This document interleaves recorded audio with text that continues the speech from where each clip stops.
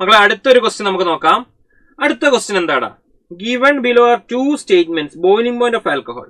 So മക്കളെ alcohol, phenol, ether. Chapter ഏതാണ്? Alcohol, phenol, ഈതറില് ഫിസിക്കൽ പ്രോപ്പർട്ടീസ് ഓഫ് ആൽക്കഹോൾ എന്ന് പറഞ്ഞ ടോപ്പിക്കിൽ നമ്മൾ ബോയിലിംഗ് പോയിന്റിനെ കുറിച്ചൊക്കെ പഠിക്കുന്നുണ്ട്. ആ ഒരു ഏരിയയിൽ നിന്ന് എടുത്ത 2 സ്റ്റേറ്റ്മെന്റ്സ് ആണ് ഇത്. ഓക്കെ, അപ്പൊ എന്താ ഫസ്റ്റത്തെ സ്റ്റേറ്റ്മെന്റ്?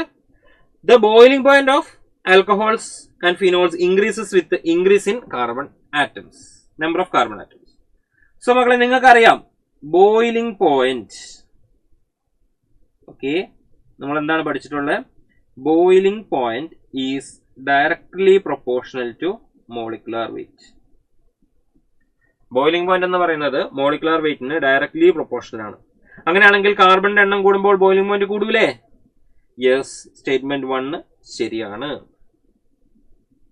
സ്റ്റേറ്റ്മെന്റ് 1 ശരിയാണെങ്കിൽ തന്നെ നമുക്ക് 2 ഓപ്ഷൻസ് വിടാം അല്ലെ. ഇനി അടുത്തത് the boiling point of alcohols. Statement 1 ശരിയാന്ന് പറയുമ്പോൾ എന്താ? ഒന്നാമത്തെ ഈ സ്റ്റേറ്റ്മെന്റ് തെറ്റാന്ന് പറയാം, സ്റ്റേറ്റ്മെന്റ് 1 ഫോൾസ് എന്ന് പറയും, ഇതും അല്ല എന്ന് പറയാം.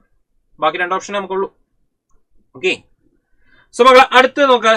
The boiling point of alcohols and phenols are higher in comparison to other class of compounds such as ethers and haloalkanes.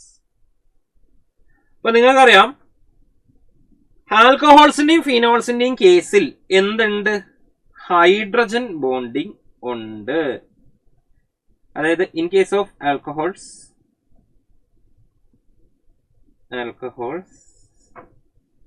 And phenol നമുക്ക് എന്തുണ്ടാവും? ഹൈഡ്രജൻ ബോണ്ടിങ് ഉണ്ട്. നമുക്ക് പറയാം boiling point is directly proportional to intermolecular hydrogen bonding. Hydrogen bonding കൂടുമ്പോൾ molecules വളരെ strong ആയിട്ട് bonded ആയിട്ട് നിൽക്കുവാണ്. അങ്ങനെ സ്ട്രോങ് ആയിട്ട് ബോണ്ടഡ് ആയിട്ട് നിന്നിട്ടുണ്ടെങ്കിൽ അവർക്ക് ഒബ്വിയസ്ലി എന്തായിരിക്കും? ബോയിലിംഗ് പോയിന്റ് കൂടുതലായിരിക്കും. ഇതാണ് ഇവിടെ സംഭവിക്കുന്നത്. സോ അങ്ങനെയാണെങ്കിൽ മക്കളെ രണ്ടാമത്തെ സ്റ്റേറ്റ്മെന്റ് ശരിയാണ്. അങ്ങനെയാണെങ്കിൽ ഓപ്ഷൻ 4. ഇനി ഇത് NCERT എവിടെ തന്നിരിക്കുന്നത് നോക്കിക്കേടാ.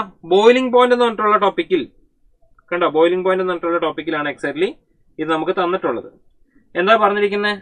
The boiling point of alcohols phenols increases with increase in the number of carbon atom that is with increase in van der Waals force. ഇതായിരുന്നു നമ്മുടെ സ്റ്റേറ്റ്മെന്റ് 1 അല്ലേടാ? യെസ്. ഇനി statement 2 നോക്കിയാടെ.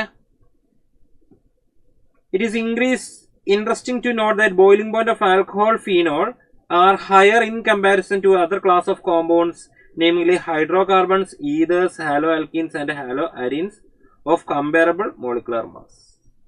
This was our statement 2. ഇപ്പൊ NCERT directly എടുത്ത് തന്ന 2 സ്റ്റേറ്റ്മെന്റ്സിനെ base ചെയ്തിട്ടായിരുന്നു ഈ ഒരു question. Statement based questions ഒക്കെ നമ്മൾ NCERT കാണാറുള്ളതാണ്. ഓക്കെ, ക്ലിയർ ആയല്ലോ?